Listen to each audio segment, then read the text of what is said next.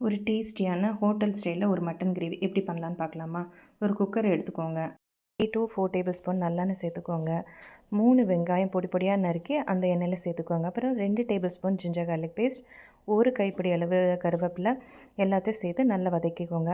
1 table spoon கசகசா, 1 பட்டை, 3 கிராம்பு, 1 ஏலக்காய் எல்லாத்தையும் சேர்த்து வதக்கிட்டு 1 டேபிள் ஸ்பூன் ஜீரகம், சோம்பு, மிளகு எல்லாமே ஒரு டேபிள் ஸ்பூன் நீங்கள் ஆட் பண்ணிக்கோங்க. இது எல்லாமே நம்ம மசாலாவுக்கு தான் அரைக்க போகிறோம். அதுக்கப்புறம் அது மசாலா அரைச்சி வச்சுட்டு தனியாக நீங்கள் 1 டேபிள் ஸ்பூன் எண்ணெய் ஊற்றி 1 வெங்காயம் 1 தக்காளி நல்லா வதக்கிக்கோங்க. அதில் 1 டேபிள் ஸ்பூன் சில்லி பவுடர், தனியா, கரம் மசாலா, மஞ்சள்தூள் எல்லாமே சேர்த்து வதக்கிக்கோங்க. அதுக்கப்புறம் கிரேவிக்கு ஒரு 3 தக்காளி அரைச்சி வச்சுக்கோங்க. அதுக்கப்புறம் நம்ம அரைச்சி வச்ச மசாலாவையும் சேர்த்து மட்டன் போட்டு நீங்கள் ஒரு 3 கப்பு தண்ணி விட்டு நீங்கள் ஒரு 5 விசில் விட்டு இறக்குனீங்கன்னா சூப்பரான இந்த கிரேவி ரெடி ஆகிடும். இது சப்பாத்தி, இடியாப்பம் எல்லாத்துக்குமே சூப்பராக இருக்கும். ட்ரை பண்ணி